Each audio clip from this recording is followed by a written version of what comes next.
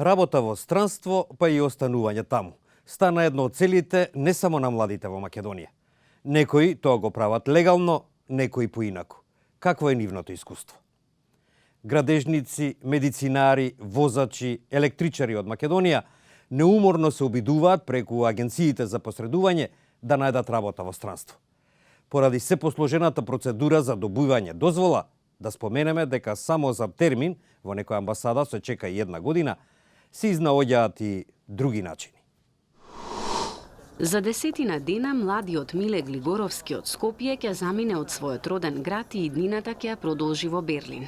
Дипломираниот гастроном во главната германска метропола ќе работи како готвач во еден од хотелите таму.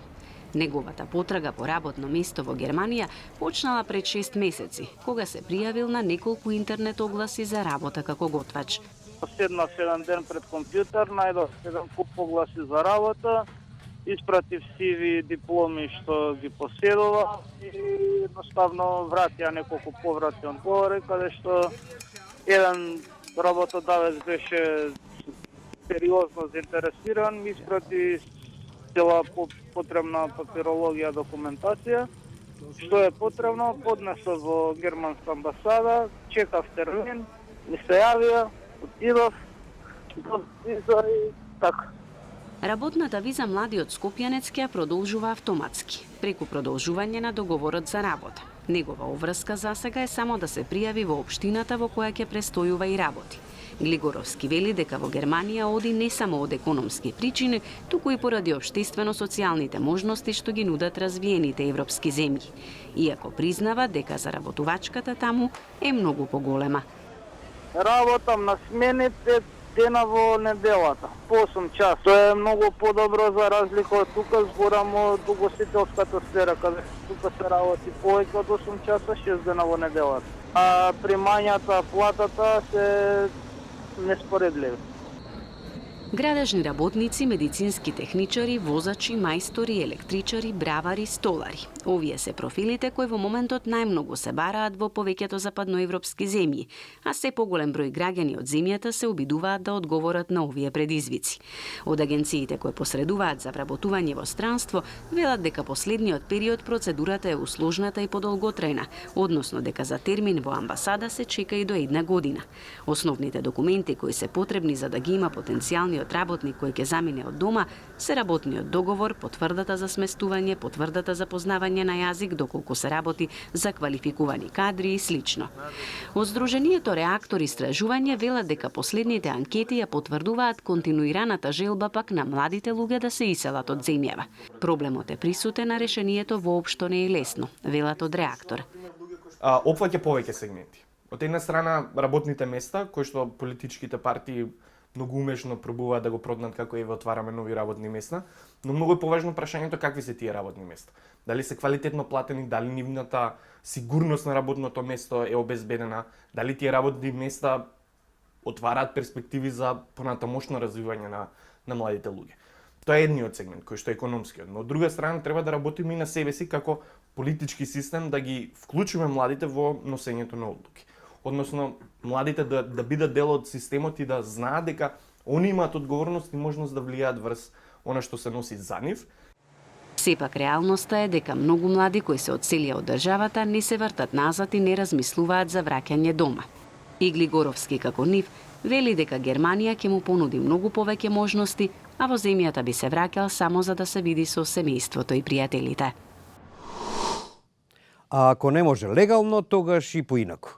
Истрагата на Радио Слободна Европа и на шведската телевизиска мрежа TV4 откри измама преку која на илегалните имигранти им се обезбедува службен број од даночните власти со кои можат да работат во Шведска. Најмалку еден од нив работел и во шведската гранична полиција. Меѓу илјадниците туристи, швеѓани, доаѓаат имигранти за да работат илегално.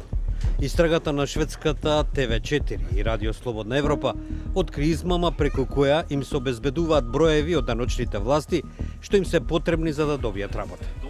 Најмалку едно од инволвираните лица работело и во шведската гранична полиција. Еден мигрант од Узбекистан вели дека запознал човек кој можел да ја отклучи вратата на пазарот на трудот во Шведска. За да го заштити неговиот идентитет, TV4 му го даде името Джасур, а неговиот глас е заменет. Го запознав преку моите пријатели. Fick du betala för att han skulle hjälpa dig? На новинарско прашање колку платил за тоа, тој одговара дека платил 200 американски долари. Една библиотека во предградијата на Стокхолм е местото каде што бил склучен договорот. Џасур му го предал пасошот и нешто пари на човекот што ТВ4 го дава со псевдонимот Акмал. Тој ми рече да почекам некое време. Тој рече дека морам да работам, морам да отворам банкарска сметка и да плаќам даноци. Акмал требаше да регистрира стар автомобил на име Џасур. Ова е направено во Националната агенција за транспорт, Transportsreise. Даночниот орган му дал координативен број. Пија Бергман од шведската даночна агенција вели. Man låser upp möjligheten att jobba här, man låser upp möjligheten att skaffa sig konton här, att skaffa sig en adress här.